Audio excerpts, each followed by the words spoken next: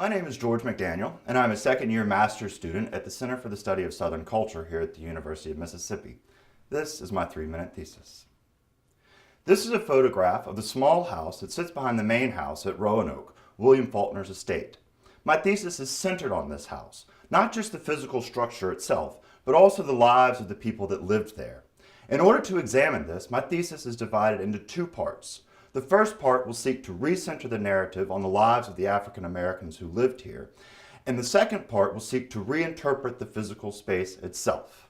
The house was built in 1930 by William Faulkner shortly after he purchased Roanoke. He built it specifically for a woman named Caroline Barr.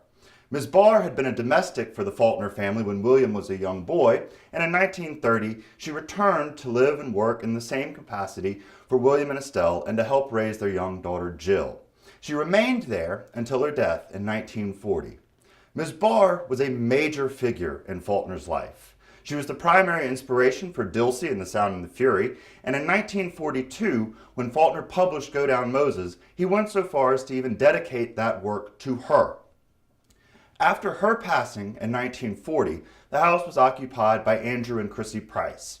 Andrew worked as a groom or stableman for William, and Chrissy worked as a housekeeper for Estelle. They remained in the house until 1969, 7 years after Faulkner's death in 1962. In fact, their son John even remained in the house until the early 1980s. This section of my thesis will seek to explore their lives. How did they navigate between the white world of their employers, the Faulkners, and then also their own independent lives as African Americans? Where did they go to church? Who were their friends? What sort of social groups might they have been a part of?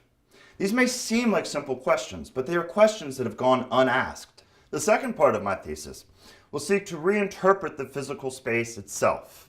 The ultimate goal at Roanoke is to transform the house into an interpretive center for the history of African Americans at the site. Therefore, I will lay out a roadmap of sorts for the university and Roanoke in particular to use as a guide as they do this work. What sort of challenges have they faced? What sort of pitfalls might we avoid? What have they done that has worked and what has not? I will also try to get feedback from the African American community here in Oxford to see what sort of stories they would like represented, since in fact this is their history. This is important work. It is important because for too long the lives and histories of these people have been shuttered to the public, just like the house itself. In addition, it is a unique opportunity for the University of Mississippi to demonstrate leadership. It is also an opportunity for the university to join other universities and colleges across the country in dealing with this difficult past of African American history. It is time to tell their stories. Thank you.